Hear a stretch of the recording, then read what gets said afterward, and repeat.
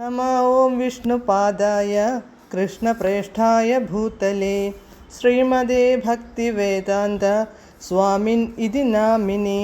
नमस्ते सारस्वते देवे गौरवाणी प्रचारिणे निर्विशेषशून्यवादी पाश्चात्यदेशतारिणे। जय श्रीकृष्ण चैतन्य प्रभु नित्यानन्द श्री अद्वैत गदाधर श्रीवासादि गौरभक्तवृन्द। हरे कृष्ण कृष्ण कृष्ण हरे हरे, हरे राम राम राम हरे हरे। हरे कृष्ण कृष्ण कृष्ण हरे हरे, हरे राम राम राम हरे हरे। हरे कृष्ण कृष्ण कृष्ण हरे हरे, हरे राम राम हरे हरे. പരമദിവ്യോത്തമ പുരുഷനായ ശ്രീകൃഷ്ണ ഭഗവാന്റെ കഥകളാണ് ശ്രീകൃഷ്ണ എന്ന പുസ്തകത്തിലൂടെ പറയുന്നത്. ഓം നമോ ഭഗവതേ വാസുദേവായ, ഓം നമോ ഭഗവതേ വാസുദേവായ, ഓം നമോ ഭഗവതേ വാസുദേവായ. നാരായണം നമസ്കൃത്യ നരം ചൈവ നരോത്തമം ദേവീം സരസ്വതീം വ്യാസം തതോ ജയമുദീരയേത്. നഷ്ടപ്രായേഷു ഭദ്രേഷു നിത്യം ഭാഗവത സേവയാ ഭഗവത്യുത്തമശ്ലോകേ ഭക്തിർഭവതി നഷ്ടികീ. അധ്യായം 72. ഭഗവാൻ കൃഷ്ണൻ ഹസ്തിനപുരത്തിലേക്കു മടങ്ങുന്നു. Page number 709. ജരാസന്ധന്റെ മരണത്തെ തുടർന്ന് ഭഗവാൻ കൃഷ്ണൻ മോചിപ്പിച്ച രാജാക്കന്മാരും രാജകുമാരന്മാരും ലോകത്തിലെ വിവിധ ഭാഗങ്ങളിലെ ഭരണാധികാരികളായിരുന്നു. ഈ 20,800 രാജാക്കന്മാരെയും രാജകുമാരന്മാരെയും കീഴടക്കാനുള്ള ശക്തിയുണ്ടായിരുന്ന ആളായിരുന്നു ജരാസന്ധൻ. സവിശേഷമായി നിർമ്മിക്കപ്പെട്ട കോട്ട പോലുള്ള പർവ്വത ഗുഹകളിൽ തടങ്കലിലാക്കപ്പെട്ടിരുന്ന ഇവരുടെ സ്ഥിതി ദീർഘകാലത്തേക്കു അതേ രീതിയിൽ തുടർന്നതിനാൽ ഭഗവാൻ കൃഷ്ണനാൽ വിമോചിതരായപ്പോൾ അവർ അത്യന്തം സന്തുഷ്ടരായി. അല്പവസ്ത്രരായിരുന്നു. അവരുടെ മുഖം ഉണങ്ങി വരണ്ടിരുന്നു. നെടുനാളത്തെ തടങ്കൽ ജീവിതം അവരുടെ ശരീരാവയവങ്ങളെ ശിഥിലവും അനാസക്തവും ആക്കിത്തീർത്തിരുന്നു. ആ ശോചനീയമായ അവസ്ഥയിലും പരമപുരുഷനായ വിഷ്ണുവിനെക്കുറിച്ചു ചിന്തിക്കാൻ അവർക്കു അവസരം ലഭിച്ചിരുന്നു. ആകാശത്തു പുതുതായി ആവിർഭവിച്ച മേഘത്തിൻ്റെ നിറത്തിനു സമാനമായ ഭഗവാന്റെ അതീന്ദ്രിയ ശരീരത്തിൻ്റെ നിറം അവർക്കിപ്പോൾ കൺമുമ്പിൽ ദൃശ്യമായി.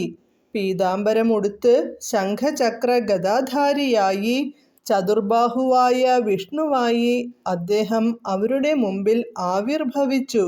മാറിൽ സുവർണ രേഖകൾ, താമരയല്ലി പോലുള്ള മുലക്കണ്ണുകൾ, താമരയിതൾ പോലെ വിരിഞ്ഞ നയനങ്ങൾ, ശാശ്വതമായ ശാന്തിയുടെയും ഐശ്വര്യത്തിൻ്റെയും പ്രതീകമായ പുഞ്ചിരി, ഭംഗിയുള്ളതും തിളങ്ങുന്നതുമായ കുണ്ഡലങ്ങൾ, അമൂല്യരത്നങ്ങൾ പതിച്ച കിരീടം, ശരീരത്തിൽ അണിഞ്ഞിരുന്ന മുത്തുമാലകൾ, കടകങ്ങൾ, വളകൾ എന്നിവ അതീന്ദ്രിയമായ ശോഭ വിതറിയിരുന്നു. മാറിൽ അണിഞ്ഞിരുന്ന കൗസ്തുഭരത്നം കൂടുതൽ ആകർഷകത്തോടെ തിളങ്ങി. അദ്ദേഹം ഒരു പൂമാലയും ചാർത്തിയിരുന്നു.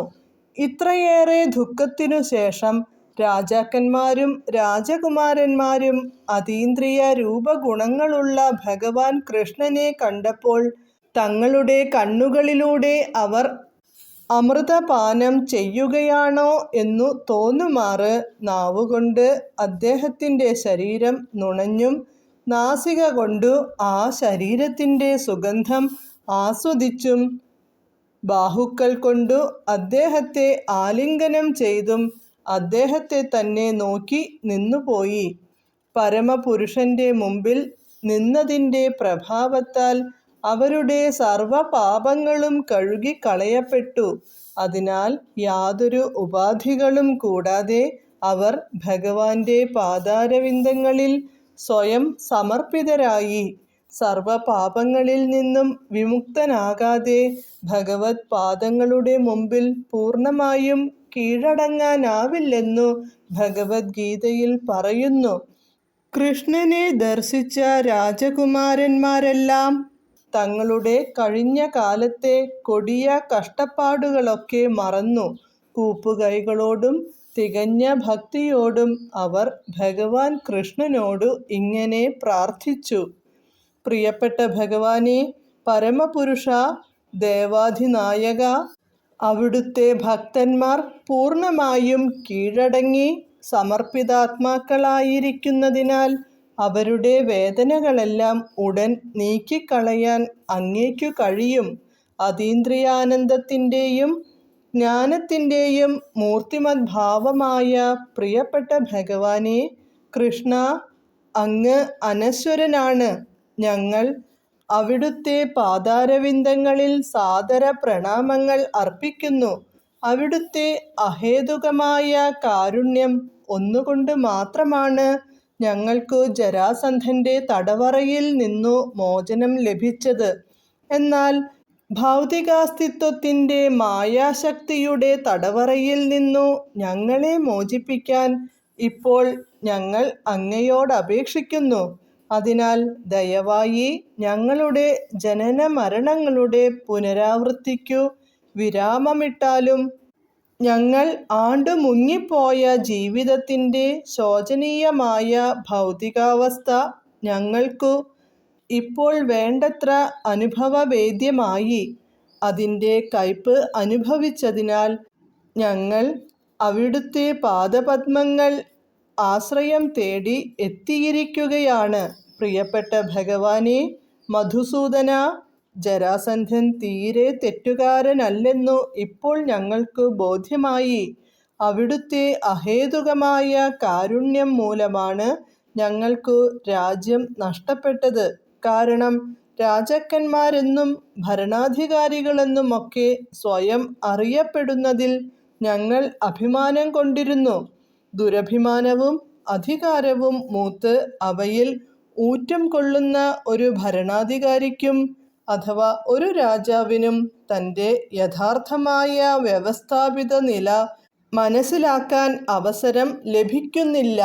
മായയുടെ സ്വാധീനത്തിനു കീഴ്പ്പെട്ടു പോകുന്ന വിഡ്ഢികളായ രാജാക്കന്മാരും ഭരണാധികാരികളും തങ്ങളുടെ പദവിയെക്കുറിച്ച് മിഥ്യാഭിമാനം വച്ചു പുലർത്തുന്നു.